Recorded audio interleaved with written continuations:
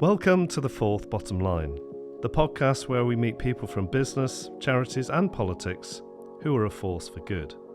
In each episode, I talk to my guests about their inner side and how their internal changes have led to their outer success stories. We talk about the failures, spirituality and sometimes the painful experiences that have made them the unique individuals they are today. The main aim being for us to learn from and be inspired by them for our own lives. So, if you desire change in yourself and the world around you, do keep listening. And please remember to hit subscribe on your podcast platform of choice to make sure you never miss an episode. Hello, my name is Paul Hargreaves. I'm the founder and Chief Empowerment Officer of Cotswold Fair and Flourish, two businesses that put people and planet before profit. In 2015, we became one of the first B Corps in the UK, and I've written two books, Forces for Good and The Fourth Bottom Line. I'm passionate about changing the world for better, and realised many years ago that to do this, we must also change ourselves. The outer impact of people, planet and profit has to be mirrored by an inner change, and that's what I call my fourth bottom line. My guest today is Giles Hutchins. Giles is a renowned global thought leader, author and executive coach on future fit leadership and regenerative business. And the latest of his 7 books is Keys for Future Fit Leadership. Giles was a leader himself in business for many years in large corporations and a management consultant and director at KPMG Consulting, as well as one of the first global sustainability directors in Europe back in 2008. Since leaving corporate life in 2012, he's coached hundreds of leaders, practitioners and change agents on the evolution of leadership consciousness necessary for our future fitness and hosts leadership immersions and transformative journeys. For the last few years, his work has taken place in his own Springwood Farm, 60 acres of secluded ancient woodland, which is where we are today. I've personally benefited hugely from the time spent with Giles in these woods. It has been transformative for me as a leader. As well as Giles's work, he's also been a drummer in a rock and blues band and an award-winning artist. His first and only art award reached the newspapers when he was only 6 years old, yet his art career was prematurely terminated after he was kicked out of the art department at age 11 for unruly behaviour.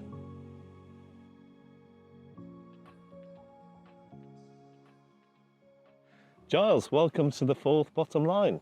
It's a real honour to be here. So before we get into it, this unruly behaviour that we heard about at the intro, what was going on there, the art department? Wow, that's a long time ago. I mean, I'd like to say it was a one-off occasion, but actually, unfortunately, I was probably classed as an unruly child for much of my youth. I was high energy. Right. I wouldn't actually have classed myself as necessarily naughty, but I was definitely high energy. In that particular case, unfortunately, as I was throwing some clay across the classroom, the art teacher just happened to go in front of the clay, so he got hit in the face with it. That's a side of you that people probably don't expect. But look, I'm really interested to get into this because I've read, I think, 6 out of your 7 books. I've taught you a lot, I have coaching here in the woods, but I'm really interested today to get into Giles and what's made you the person you are today. Because I love your books, you know that. There's not that much about you in there though, which is probably obviously deliberate. So I think this will help people understand you and probably help understand the journey and the journey you're helping them through in their lives. So as I normally do, let's start right at the beginning. Tell me a bit about your childhood, your mum and dad, where you grew up, all that stuff. Sure. I mean, I was first off by saying I'm still trying to understand myself, I think. But certainly, I mean, I grew up, loving family. My mum was a teacher, my father in the forces. Still with us, and I think a lot of it was taken into lots of visits into nature, lots of nature programs on TV and so forth. But actually, my life has been kind of sort of punctured, if you like, by these out-of-body experiences, is the best way to describe them. And an early one happened when I was about 7. There was a mini one earlier, but the main one that I remember was about 7 years old. I mean, there was an occasion earlier in my life with my sister when I drowned in a stream, and she saved me, which has always stuck with me, this ability to almost breathe underwater or be in an underwater experience, which stayed with me. But it was actually around 7 when I had about an hour or so in a completely different reality, which has stayed with me even till today, which I think informed some of my so this worldview. let's talk about it. I mean, this is quite unusual, I think. I mean, maybe more people have them than I think, but did you think that was unusual at the time? But I suppose as a 7-year-old, do you think this is normal, would you? What were you thinking at the time? Well, what is normal? But I do remember my father mentioning that he had what he called an ectoplasm when he was younger, which was a sort of kind of form of out-of-body experience. So I thought, oh, okay, maybe I've just sort of inherited something from that. As I got older, I suppose, because I had these experiences, certainly when I was in my teens, but then especially around 20, when some of them were for quite long, I realised it wasn't necessarily what everybody was having. It was quite different, I also met people who were having them. So whether I sort of hunted them out, I don't necessarily think. It was just this exploration of something being kind of informing this consciousness, if you like, a field, which I then later on knew how to articulate. But back then, I mean, at the age of 7, it was a bit discombobulating. It's one way of putting it. But then I also found dreams. I mean, if I look back on it now, trying to make sense of it now, my dreams were very active. I was flying in my dreams. I was sort of having dreams within dreams. Once I realised I could fly and that I liked falling off cliffs and the feeling of falling off. Well, not liked it, but they were a bit weird. So I used to encourage in my dreams, was sort of and then when I used to share that with people, they were like, really? And then I realised, hang on a minute, that's maybe not normal. But then you meet people who are doing that and you kind of, explore that side of life in the dream realm. Being asleep is another form of out-of-body experience. So have you had the type of dream when you're aware that you're dreaming in the dream? That's called a lucid dream, I think. Yes. Yeah, very. I mean, now I actually help my clients with that because I think it's a very potent way of bringing creative imagination into your work and living your soul dharma. But back then, I never forget one particular occasion. This was much later in my 20s. I was actually on a plane going to Antigua to sail, like you and we both love sailing. And I was actually sailing in Antigua week, and it was on the plane that I then had this out-of-body experience. And I remember thinking at the time, oh my gosh, this isn't going to be good. What's going to happen if I go out of the plane? If part of me goes out of the plane, it's almost like your mind tries to rationalise what's happening. But of course, you don't want to rationalise it because when you just let go into it, you go into this different expanse. Never forget it. The stewardess walking towards me, looking at me with me out of my body, worried about whether I was going to go out of the plane and therefore would lose everything, and then coming back in again and her engaging with me in this essentially slightly supra-conscious state. It's quite interesting. Was there a meaning behind that? All of these different occasions? Yeah. I mean, on that particular occasion, for instance, it's quite interesting that sometimes the meaning making of it happens sort of after the event. Yeah. And I had one particular occasion when I actually should have died, and that had an effect on me for some months and maybe years afterwards. But in this particular occasion of the lady walking down, nothing particularly happened other than me feeling elated for a while until a few days later, after the regatta experience, I was on a beach and someone was giving me a massage on the beach, and I had this profound experience of being in another realm. And the masseur, who was very professional lady, quite well known in the island, actually said, wow, you have just gifted me with an experience we're taught to sort of revere to when someone completely goes off. And she obviously felt it in some way. She was attuned enough to feel me go off. And so I think that probably wouldn't have happened if I hadn't had the out-of-body experience a few days earlier, if that makes sense. Yeah. But you talked back to when you were younger. Did you talk to your mum and dad about these experiences? And if so, were they supportive in helping you develop that, if you like? Because it does seem like it's an ability that you've then brought into what you do now, and it's interesting that it was formed at such an early age. Yes, well, I actually feel my parents, bless them, are actually relatively conservative of that generation, and yet I actually think both of them actually are blessed with their own spiritual awareness. That they're possibly, I think a lot of people are actually, and we almost suppress it or don't talk about it. But actually, I think my mother's very intuitive. As I say, my father's had these experiences before in his own self. But the short answer is no. There wasn't any particular framework to help integrate that. If anything, to sort of, ignore it and move on. Not in any way suppressing it. Just like, there's lots to do. You need to work. You need to revise. You need to do. You need to get on. And what were the values that you were instilled in you as a child?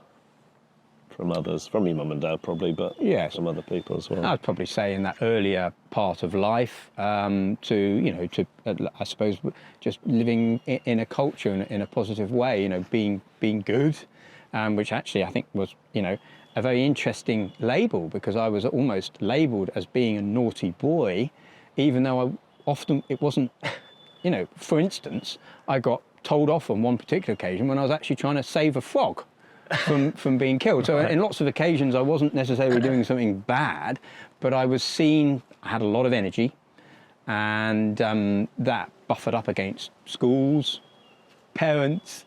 I ended up actually going to boarding school, probably because I was a bit of a challenge, and that didn't help. Well, I was going to ask you about that, because I've had, I think, 3 people on this podcast so far that went to boarding schools, and actually for all 3 it wasn't a particularly positive experience. How was it for you?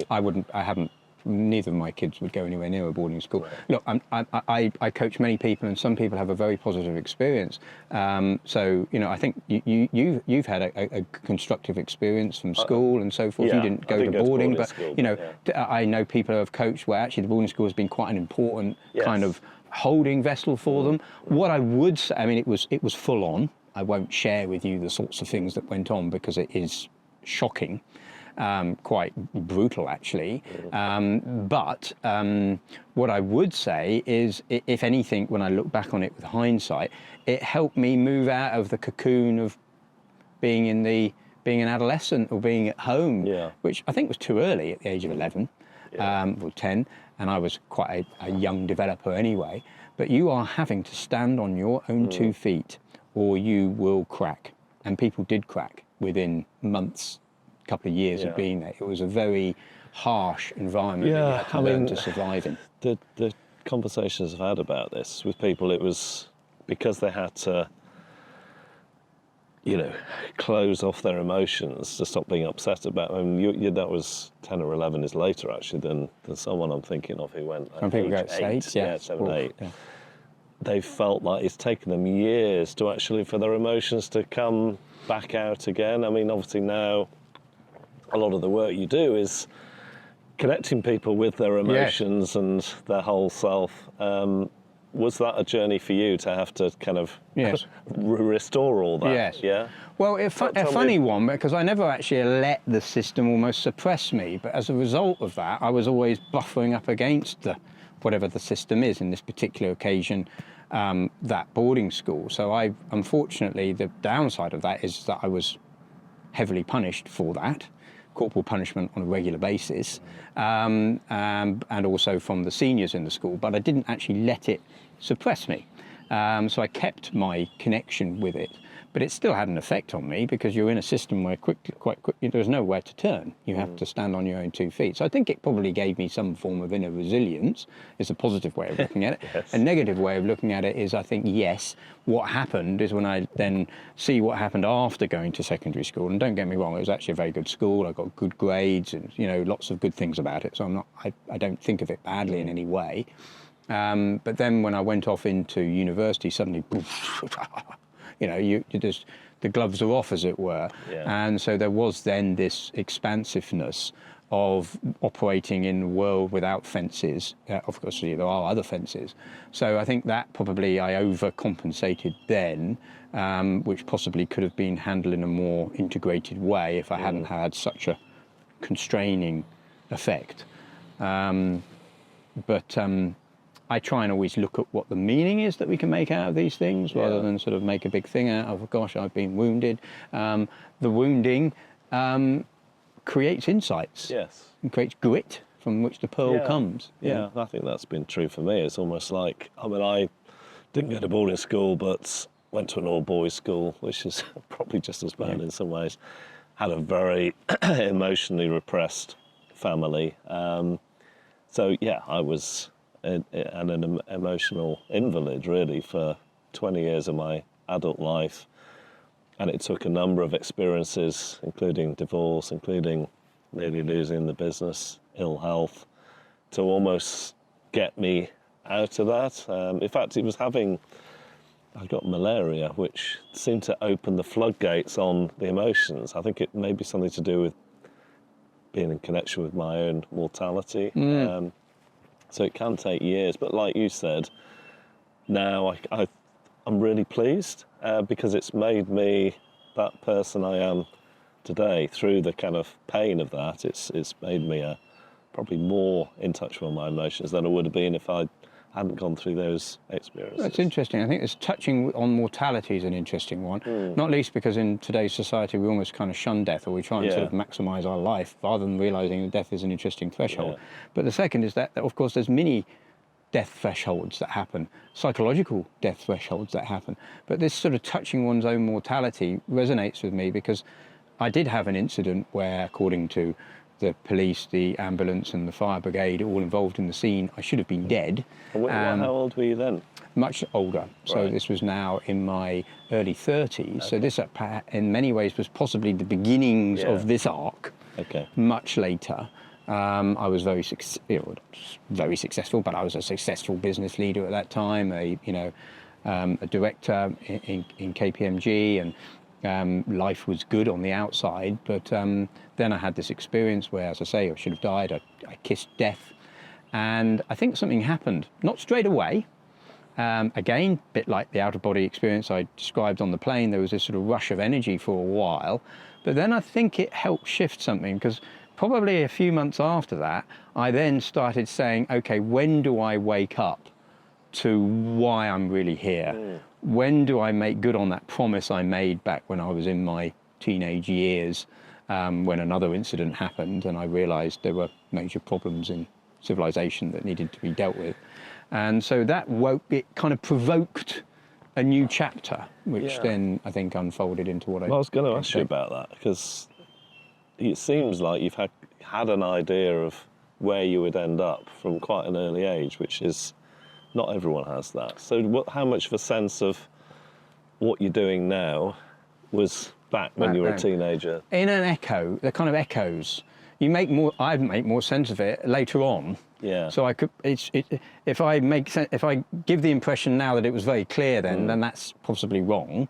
But there was soul resonances going on there that I'm learning to pick up more. Yeah. And certainly if I look back, that first experience, that quite profound experience when I was 7, was about being deeply immersed in nature. And some of the other out-of-body experiences I then had later on were, oh my gosh, we're actually living in the presence of something deeply powerful and wise that we're completely oblivious of, and that this is creating the problems in the world today. But it took much later to make sense of that. Yes. That said, there was an occasion at that secondary school, and perhaps this is probably one of the most important things that period at secondary school gave me, was actually unbeknown to us, but a maths teacher was a vegan at the time. This is in the 80s, and actually that many vegans. And he showed us a video of animals being tested on live in pharmaceutical labs, and animals being skinned alive when going to abattoirs. And we, in the class, all of us were completely kind of, just sort of like, oh my gosh. Yeah. But what was interesting for me that day was two things. One, the wheels of civilization came off for me. Right. Because I was like, okay, so these things are happening and we're going along with it. I'm sorry. And we call it civilized. I'm not I'm not computing here. Yeah. And then you start to go down the rabbit hole and finding what else is going on in the world. And that was when I started uncovering about things that we now call sustainability. Back then, there wasn't that language for it, but about the rainforests, about child labour, about all these sorts of issues. But the second thing that happened, which has just been as equally as informative, was to notice how we are so easily inured in a way of being that we know is inherently wrong, but we go along with it. Because within 3 hours of that event, of watching that video, by the end of this next lesson, most people had just moved on. Right, well, that's interesting, isn't it? And by the following weekend, I think I was the only one still talking. So you were thinking, well, hang on a minute, we've just had this profound experience, which is awful, and we've moved on. And we'll just go along with it. We'll go back to McDonald's. We won't think twice about what we're doing. So that was very interesting for me, and I think that in many ways has informed. I made a promise to myself a few months after that to go into business to find out why business is essentially creating a system that is inherently anti-life. And did you talk to the teacher about the experience after the film, or? No. And we all just went off in our little room, and I was just like, God, but funny how life is. There was this revisit back, actually, with a friend of mine from Canada, who spent the sixth form with me in this boarding school, and we got to know each other and are still friends today. He came back and he wanted to go and visit the school. So we went back and we revisited, I don't know, in our late 20s, early 30s, we were complete. And this little group of teachers that we kind of vaguely remembered, but were much older then, we bumped into. Right. And it happened that we didn't really recognise. We kind of knew them, but it was funny because they'd then become old people. And when the maths teacher spoke in the language, I was like, oh, you're... And so I got an opportunity to acknowledge him and say, just so you know, that had a really important, informative effect on me for my life, which felt nice to connect back, because presumably it's a bigger thing what you're talking about than just what you eat. But are you been a vegetarian since? I became a vegetarian then straight away for a number of years in a school that actually didn't cater for vegetarians, so I literally just had the slop at the side. But by the time I left the school, there was a vegetarian menu, and there was about 16 of us, so I felt quite pleased that there was at least a little mini social change going on. And then, funnily enough, I actually ended up marrying someone who brought up a vegetarian. But I'll be honest with you, today we have a very sort of broad diet where, because of our daughters, we've played with sort of vegetarian and veganism at times, but actually we do occasionally have biodynamic meat. We do occasionally have, different forms of food. We're certainly not vegan. We have our own eggs here on the farm and so forth. So I wouldn't say we've got an interesting relationship, even though I have had times as a vegan and quite sort of anti-meat, Right, so let's go on to, I want to get on to what you do here in the woods at Springwood, where we're lucky enough to be filming today. I haven't really ever talked to you about your days in the corporate world, so you did a degree in what? What was your... I started off in property, finance and law. Oh, really? Okay. And then I did a master's in business systems analysis and design. Okay. And how long was that between I know you were in the sustainability space from about 2008. There's a gap there. Tell me a bit about... Yeah, I actually started off as a chartered surveyor. So after my degree, I went and became a chartered surveyor. I did the masters in the evening because I quite quickly realised chartered surveying. I did chartered surveying because I thought it would connect me more with I'd be outside. Of course, you're in sort of industrial parks. Cities, yeah. So I did that, and it was fun, and I did that for a few years. But then in parallel, I did this masters. And again, lots of little synchronistic, funny things have happened in my life. On this particular occasion, someone just left a magazine open on my desk with an article advertising a role at KPMG for a property IT consultant, because I was doing a master's in IT and business systems. They thought, why not? I went for it, got in. That changed me, because then in KPMG, I quite quickly moved into telecommunications, and then the Y2K bug, this was way back, you see, and IT, the dot-com boom, all of that. And then we went into business transformation. I was running big programs of change, and then that got me into leadership development and organizational development, which from then I went into sustainable business. I love the word synchronicity, and I think as I've been on this journey, which you've helped me with, it's always happened. You just get better at at noticing Yes. it. So if there's people watching or listening to this, how would you help them notice those synchronicity things that are happening and pick up on the signs? Yes, as it were? well, I think there's possibly an easier way and a deeper way into that. I mean, the deeper way is to recognise that we are always in this inner-outer reality, that there's this outer reality we're experiencing here with you and I talking is actually interfused with an inner reality, which is what I experience when I'm in those out-of-body experiences, or lucid dreaming, or meditation, you can go into it, or just breath work, any sort of, you can do it when you're running, when you're in a flow state, it's just start opening into something. So that's always there, and I think allowing the mind to realise that there's this interfusion, which is what creates a synchronistic event. But the probably easier way into it, rather than overthinking it, is just to be more aware, be more present to life. And in many ways, much of the time, we are slightly anxious about being fully present to life. And that's almost what we're doing, is we're, without realizing, with our ego consciousness, we're slightly pulling back from being fully vulnerable to life. And in allowing moments, flow, or being in nature, opening up meditation, qigong, things like this, you allow that easing, that active relaxation into life, which allows us to notice, make meaning out of synchronistic, deja vus, clairsentience, all these sorts of experiences to come through. And you've put a number of practices in your most recent book, Future Fit Leadership, that I think I've certainly found that really helpful, having that in one place. But how did you, I'd be interested to know how you got into all that stuff, because it's not something we're taught at school, not taught at university, I guess, from what you said. Your parents didn't introduce you to that. So how did you learn some of these ways of connecting with yourself? Well, I feel, it's so much. There's got so many threads and so many different teachers and experiences, and life is the greatest one of that, all happening all the time. But I feel underneath it all, the most important thing for me has been able to start listening to my soul in that, start listening to this inner guidance system. And then from that place, I'm starting to sort of see what lights up and follow paths. Actually, Joseph Campbell, the famous mythologist, calls it following your bliss. And I don't mean that in a kind of new age way of just following you. It doesn't mean, that's not what Joseph Campbell meant. He actually meant something more like the heroic journey of following what your path. And so I've allowed that to happen. It didn't happen so much in early years. I was just trying to fit into the system.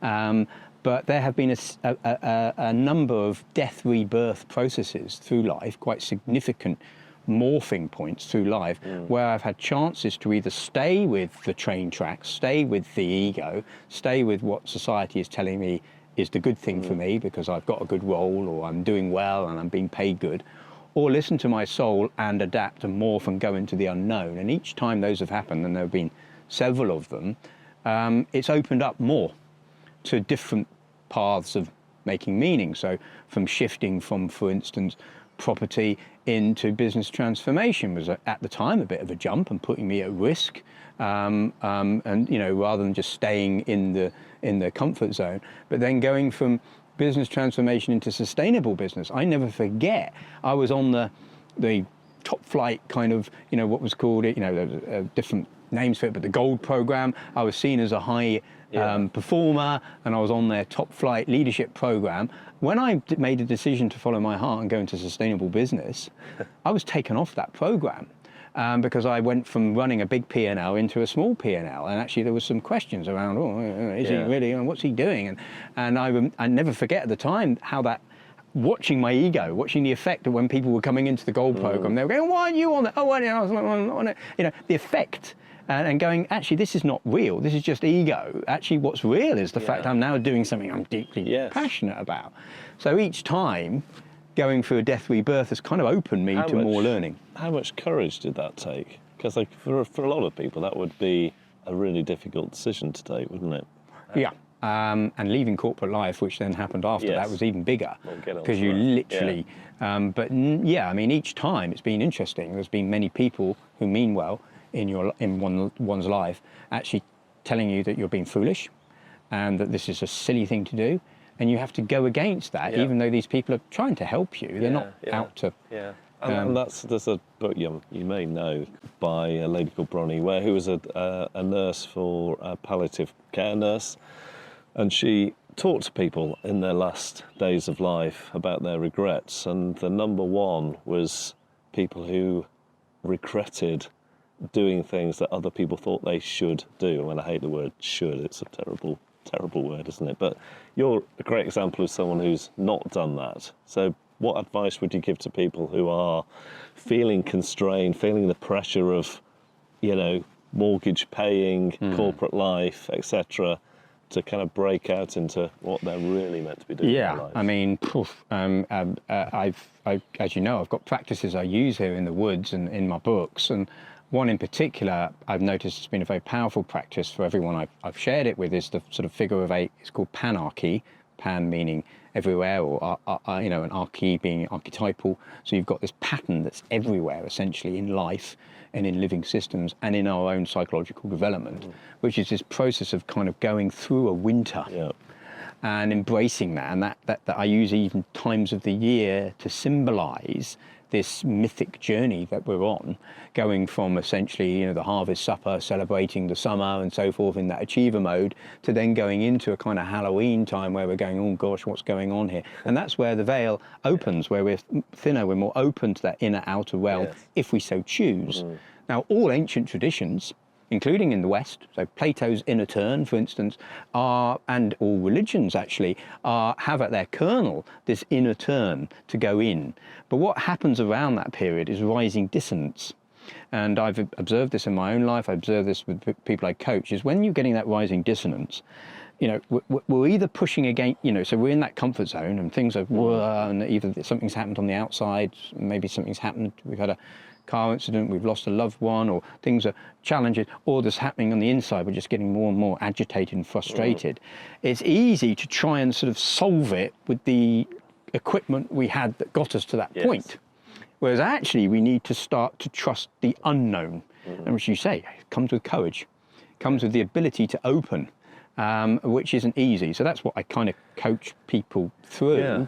And I think just the people I've had on this podcast series, most of them have been through a really difficult time in their lives that have led them to what they're doing now. So did you have a period of dissonance, as you call it, trauma, difficulties, whatever you want to call it? When was that?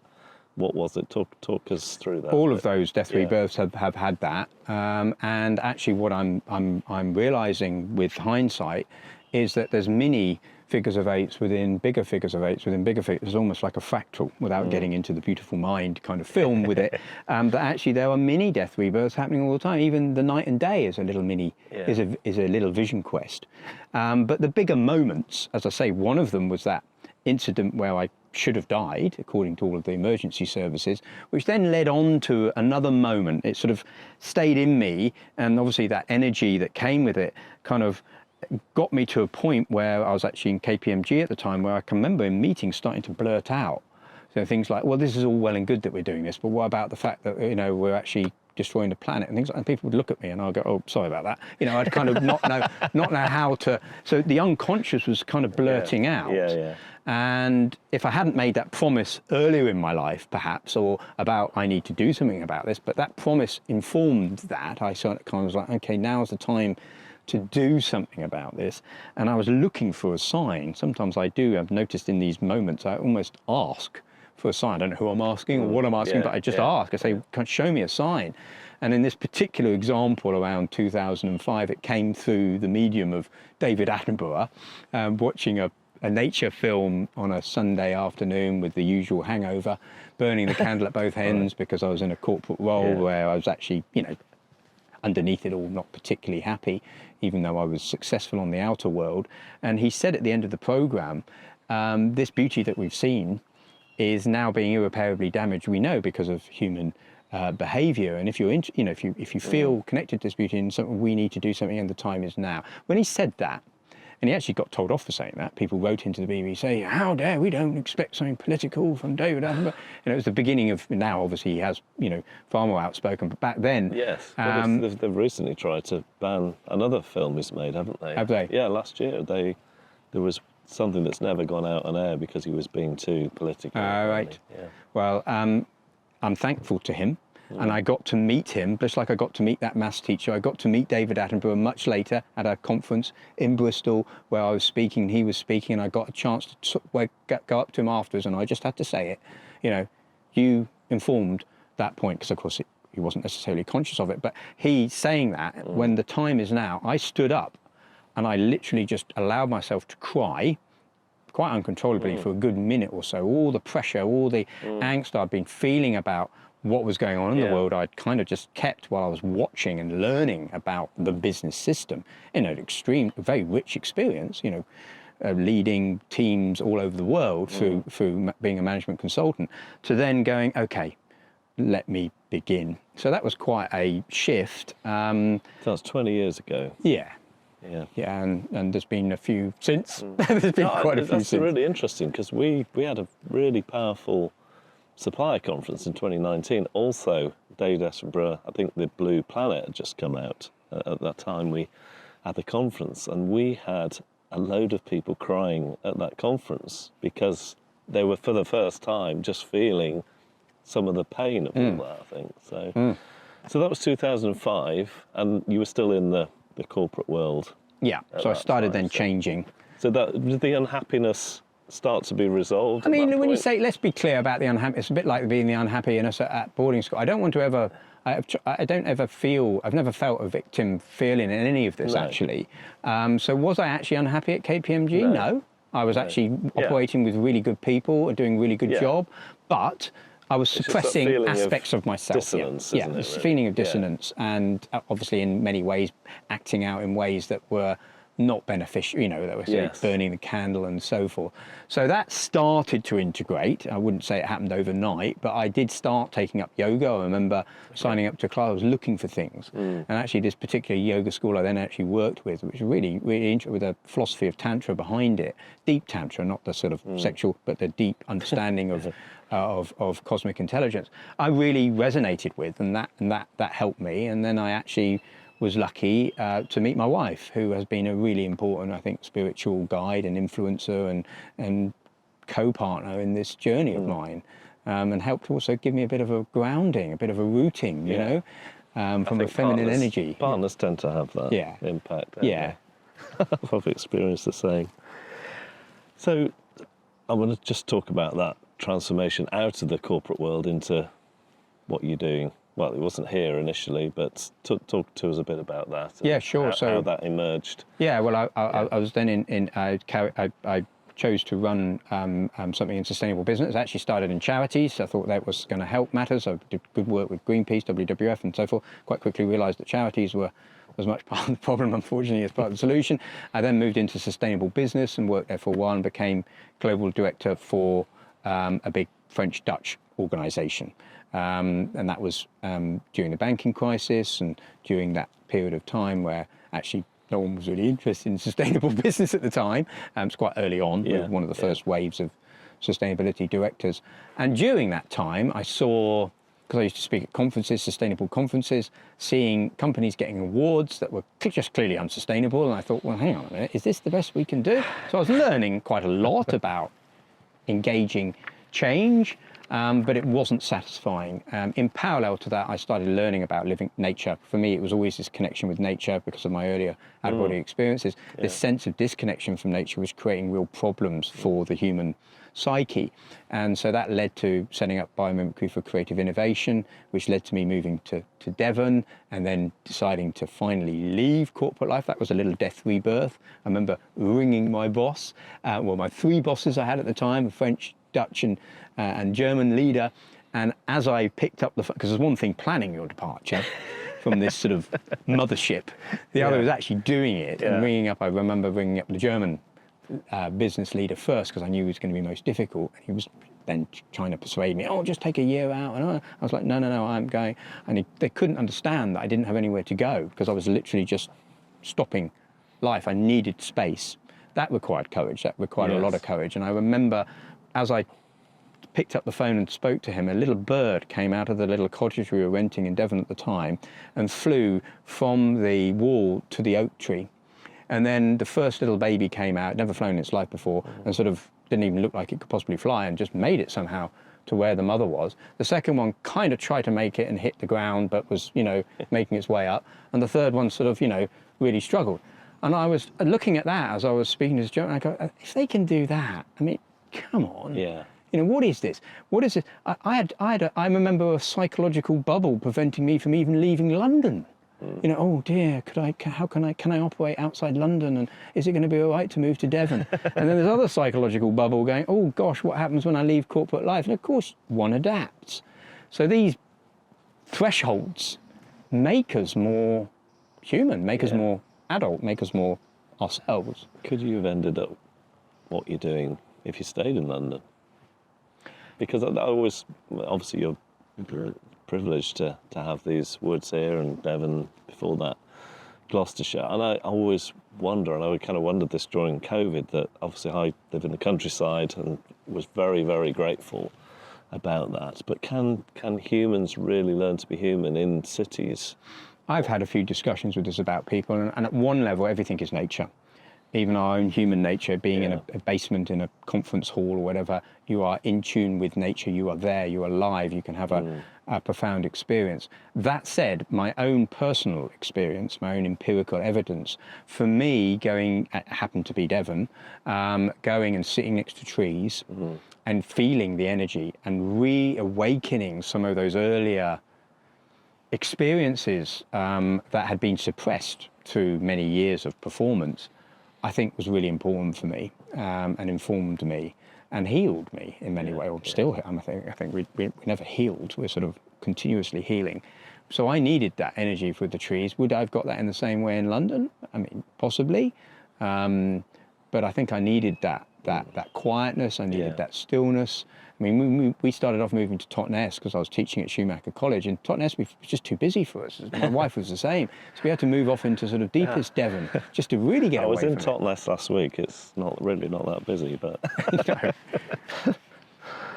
Well, I mean, the big part of what you do here, how I've benefited, is about change, about us changing, and I think, too much of the world are set in their ways and don't think of change as being important once they're an adult. How have you changed in the last 5 years, say? Gosh, well, 6 years ago we came to Springwood, which was another death, rebirth, metamorphic process with its own experiences. And I would say it's been the making of me.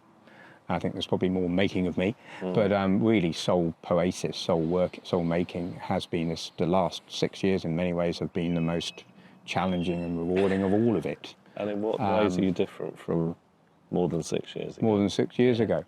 I'd probably say I've moved into that second adulthood, and that before that I was probably still in a form of adolescent first adulthood. How that manifests outside, difficult for me to see. Except I think I'm certainly more self-aware and more aware of how the tendency to project, the tendency to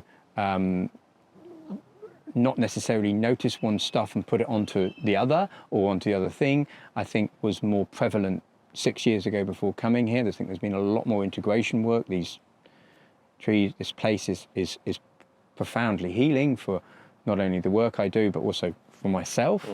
And I think that's helped me become much more aware and now fascinated by the whole soul journey. And, I was interested in transforming business back then to become more life affirming. I'd say I'm probably more interested these days in understanding how we allow ourselves to become more soulful.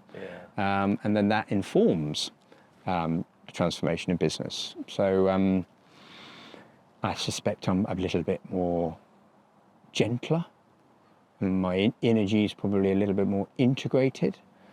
But yeah, I can possibly still be like I was 6 years ago if I wish to be, Let's talk a bit about intuition and broadening that out into kind of connected consciousness. Because most people would say they have intuition, but I think there's a whole depth of being a human that we've kind of closed off, certainly in the West, certainly since the days of Descartes, etc., which you've written about in The Illusion of Separation.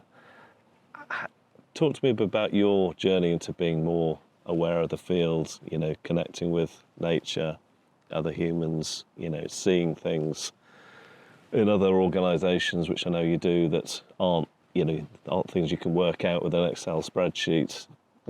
That journey of developing your intuitive consciousness side. Yeah. I'm interested to hear that from you, because as I hopefully inspire other people to seek that a little more. Yeah, well, I feel it's been key, actually, because it's been what's helped him to navigate all of these different changes, to be able to listen to that deeper sense, and to the field, whatever we wish to call it, that inner dimension, that realm, and to learn to discern what one's listening to, and what is distraction, what is chaff, the wheat from the chaff, if you like, what is the noise of the psycho dynamics of oneself, with all of its ego potential drama, and what is behind it with the soul coming through. It's been a really interesting experience. I'm still, deepening all the time. I've had the pleasure of working with people who really are seers and are very psychic and have a really profound ability. Intuition, I would say, is something I'm more comfortable with, rather than having that more advanced ability. But intuition, actually, I've noticed with time, and when I help people develop that intuitive capacity, what I call activating your supernature, bringing in these different ways of knowing, comes with a lot of body work, a lot of becoming more aware of the body as a psychosomatic, powerful vessel, more that emotional intelligence, and also the rational mind, but bringing that all in together and integrating those elements and then falling behind it, which may sound like, gosh, that's quite a lot. No, actually, it happens instantly. It's there in the moment. So I was noticing, even when you were asking the question, I was feeling, sensing the field. I could notice a dog barking, a bird sending out a little alarm call, and you're aware, you're going, okay, something's changing, subtly changing. What is that? And so you can always allow these different levels of awareness, and it doesn't overrule you. It can start off with, when you're not used to, because it's almost like more information comes in.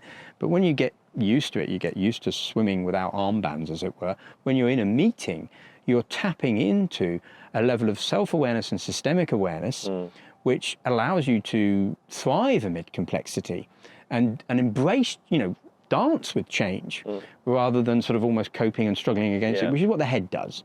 And the head's trying to always make sense of something, rather than this, which is just opening into the real sensation of life. And how has it all gone so wrong? Because most people aren't experiencing life in that way, are they? So what is it that's stopped us being fully human in this way? Yes, well, as you know, I've written many chapters and verses on this, and I was interested in why and how, and in that journey of finding out that why and how, actually uncovering how there are immense wealths of knowledge, tomes of big knowledge libraries available to us in just the Western culture, let alone in other cultures and other wisdom traditions, and indigenous and Vedic and Sufic and Taoist and all sorts. But certainly just in the Western tradition, we have a lot to draw upon that helps us recognize this important way into wisdom. So I feel an embodied experience is more rich than an academic one. Certainly through the coaching work I do, whether it's online or people have the ability to come here in person, it doesn't matter. There's a lot you can do to help people actually have that psychosomatic experience of trusting life, trusting their own intuition, and being more open to it. And the more you open, the more it comes in, and it kind of just starts becoming a more natural way of being. So if someone comes to you and they're aware that there is another dimension, they're probably aware of how they've maybe suppressed it in their own lives, what would you do with them to help them open up into that? Well, I think there's two things, because it's not about okay, you've got a problem, let me find a solution for you. It's more about giving them the right environment for them to learn themselves. You know, that analogy we used to have about if you're not teaching someone to fish, you actually, the whole thing, the whole context. So I think as a coach, one is holding space for their own learning, because there might be reasons why they're having to learn in that way or struggling against it, rather than just giving them the answer. So creating an embodied experience for them to go through the act of seeing how to make their meaning differently is important. And this is where the tools like panarchy, like the different levels of adult developmental psychology we talk about, like these different frames, the 3 lenses you'll be aware of that I talk about, the 3 levels of living system, they're all just frames. They're all just stuff for our left hemisphere to have a symbol of, to allow us to then start trusting what is here. Now, the good news is I am literally allowing someone to just trust what they've always had. We had this. We may have had it when we were children and it got suppressed. We may have had it at certain moments in our life. It may be when we've gone on holiday and everything's suddenly a little mini epiphany, peak experience, all sorts of experiences that people have had. These days, there's a fascination in plant medicine, in peak experiences and vision quests, and all of these, again, give experiences, but they often become these kind of fleeting, one-off, almost biohacks. And what we're doing is helping allow that to become part of an integrated soul journey. So your whole center of gravity moves from being orientated in the ego, essentially, sort of surface water, boat bobbing on top of a busy water, to actually having a deep anchor chain connected to the deeper ocean of your interbeing, which is a profound shift. shift. A bit more talk of spirituality in business these days. There's a word that was never used back in your corporate days. I'm sure you would have been sacked, probably, even mentioning the word. But would you, this that you're talking about, would you call that spirituality, or would you use a different word? Yes. Again, meeting people where they're at. There are good reasons why religion and forms of spirituality have almost became outed during that scientific revolution period, because we came from a time, say in the Western culture, where there was a lot of power and control, manipulation through that. And so that's still with us, and some people almost see, anything like that is, oh gosh, And so you have to allow people to go through their own process of unpicking their opinions about things. But the actual act of, and you have a lovely definition to spirituality, by the way, I'd invite you to speak to, but essentially what we're giving people the confidence to do is just to trust that they have their own intuition, that they have their own way into, that heaven is not out there, over there somewhere with some white guy with a beard, that heaven is here, and that we are making and walking through heaven on earth with our consciousness and our experience, if we so choose. And therefore the quality of intention and the quality of attention that we bring in that present moment is an act of spirituality. It doesn't have to be. It could be just a psychological act. It could be a meditation. It could be a mindfulness practice on a business course. But it is, if we wish to call it that, actually a spiritual act, especially when it comes with a sense of reverence and respect and awe for the mystery of life. That, for me, is spirituality, is sacredness. Yes. I mean, I did hear someone once describe you as a modern mystic.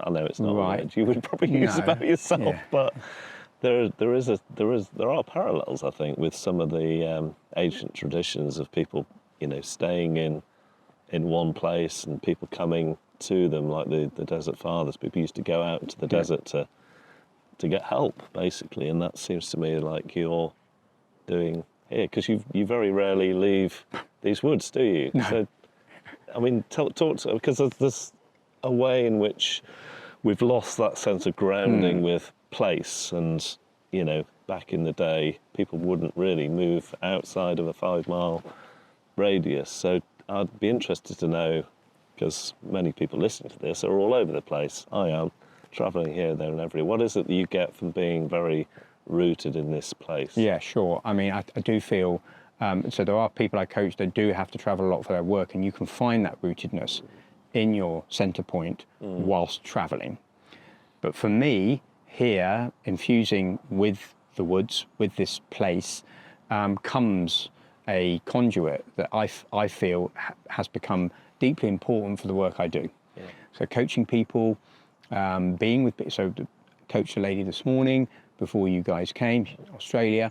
I sit with that person, the homework, 2 days before the call, the night before, the morning of, tuning in with this place, and then have a session where I'm working with my intuition with that person in service of their soul journey.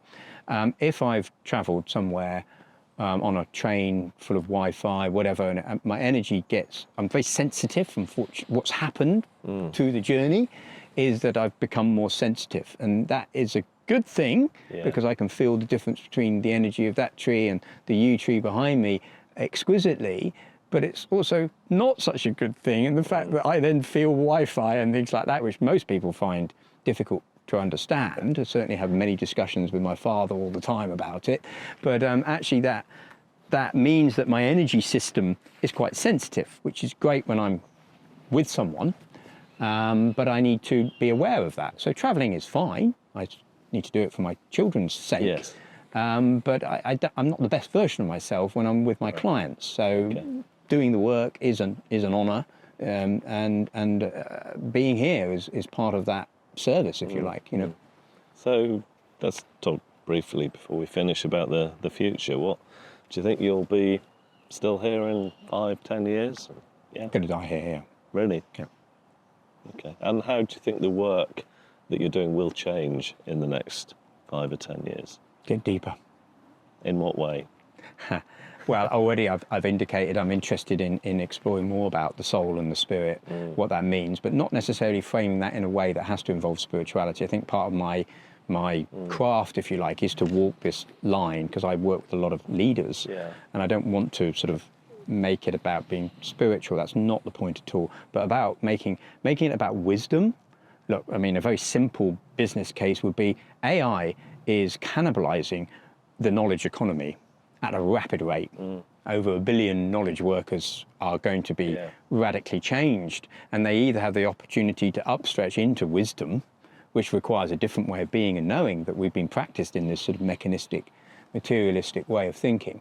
And so from that perspective, helping leaders tap into that, but not just do it from so you can be better in the wisdom economy, so you can actually become more human, so you can serve life, so you can allow our new civilization to actually become back in tune with life. You know, that's what really drives me. So would you see AI almost as a positive force to drive people in a different direction? Possibly. There are. I think everything has its funniness about it. The way it's been handled at the moment is intriguing. Put it that way, because I've noticed the power. I have quite a lot of clients who sometimes use chat. Don't even know what it's called, chat DDP or whatever, and they use it to. I give them things to explore that are coming up for them in their journey, and then they use ChatGPT to find the answer, which is fine. How do you feel about that? Well, I think it's fine. I say to them, that's great, and actually sometimes I'm quite amazed by what but I say, just use that as a springboard. Don't then, otherwise it's becoming a comfort zone. And it's very clever, because of course these models, what they're doing is they're getting you to invest in them monthly. They get to know you more, and then, oh, by the way, the monthly subscription comes up, and you become more and more dependent. It's a form of addiction. So then it dumbs you down. If it's allowing you to tap into wisdom more, then it can be useful, you know. But that seems to be in the human condition, doesn't it? To want to be have something that's very prescriptive. It's a bit like I know you do a lot of work with leaders from B Corps, and which I love the B Corp movement, but you can also see the negative side of that as it's this kind of list of stuff you've got to do, and then you're there, and it can't ever be. Well, if it is like that, it's lost the plot. So we have this habit, don't we? We like it convenient. Yes. We like the fast food. It's a shame. But I actually think there's so much more to us, isn't there? Deep down inside. Well, back to our death rebirth. How does life actually become more meaningful? By going through struggle, by going through strife, by being wounded. Now, we don't purposely go out and wound ourselves, but isn't it interesting that this exquisite learning experience is made up of this tension of us wanting to almost, the phrase I give to my clients sometimes is adversity reveals genius, prosperity conceals it. So the very thing that we think we're trying to go towards, which is prosperity, is actually concealing our genius, because the adversity, which we don't actually like, is actually what's revealing it. And I just love how this learning experience is designed. You know? I was going to ask you earlier actually about struggle and whether it was an essential part of being a human, because Buddha used to talk about this stuff, and I think it does seem like, where we've grown up in the West, that we've done everything we can to avoid the struggle. And therefore actually suppressing our own evolution. So that's why I use the term future fitness now. Regenerative, I am a big fan of everything regenerative, and regenerative leadership, I've helped with that movement, but actually I'm using more the term future fit leader, because actually to be able to adapt and evolve in these increasingly volatile times, we're going to need this kind of wisdom. We're going to need to be able to draw upon all these different intelligences we talked about, and we're going to be able to have to create spaces that allow others to do that. Otherwise, we just simply can't evolve. And at the moment, mechanistic materialism, this, let's be honest, this well-designed system that we're all in, that gives us hot water where we want, that gives us cameras to take photos, to have selfies, and all of these wonderful little gadgetries that we've designed, including ChatGPT, is there. And so it's great. There's nothing wrong with it per se, except what we're doing is we're allowing it to sort of almost stunt us. We're going into the comfort zone. We're sitting and we're watching Netflix when we need to be upstretching. So the meta crisis we're in, with all of these profound challenges that are happening to us, might just wake us up. I was talking to someone this morning about mobile phones and teenagers, and that if ever there was something that was stunting our teenagers' growth, it's having that device in their hands all the time, isn't it? Creating these habits of convenience. I think there are some MPs now pushing for phones to be certainly removed from schools, at least. Anyway, could talk for a lot longer about that. So we need to finish. Time's running out. There's a couple of questions I ask all my guests, and I've had all sorts of different answers to these. The first one is some piece of advice you wish you'd had when you started out this journey that you didn't have, from hindsight. Yeah, well, probably to listen to my head, but actually follow my heart and soul.